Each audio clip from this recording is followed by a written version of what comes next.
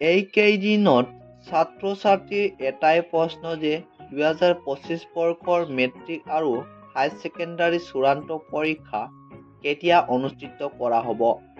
ইতিমধ্যে ছ'চিয়েল মিডিয়াত বিভিন্ন ধৰণৰ মেট্ৰিক আৰু হাই ছেকেণ্ডাৰী চূড়ান্ত পৰীক্ষাৰ মিছা ৰুটিন প্ৰকাশ পাইছে। এতিয়া শিক্ষাৰ্থীসকলে চিন্তা কৰি আছে যে এই মেট্ৰিক আৰু হাই ছেকেণ্ডাৰী চূড়ান্ত পৰীক্ষা কেতিয়া অনুষ্ঠিত কৰা হ'ব। ইতিমধ্যে গুগলত প্ৰকাশ পাইছে যে হাই ছেকেণ্ডাৰী চূড়ান্ত পৰীক্ষা 10 ফেব্ৰুৱাৰীৰ পৰা আৰম্ভ হ'ব। কিন্তু এইটো অফিচিয়েলি এনাউন্সমেণ্ট কৰা নাই। এইটো কোনোবা এটা ৱেবছাইটৰ প্ৰকাশ কৰিছে। অসমত হাই ছেকেণ্ডাৰী পৰীক্ষা ফেব্ৰুৱাৰীৰ পৰা আৰম্ভ কৰিব পাৰে। shiksha.com এইটো ৱেবছাইটৰ জৰিয়তে মেট্ৰিক আৰু হাই ছেকেণ্ডাৰী পৰীক্ষাৰ ফলাফল ঘোষণা কৰা হয়।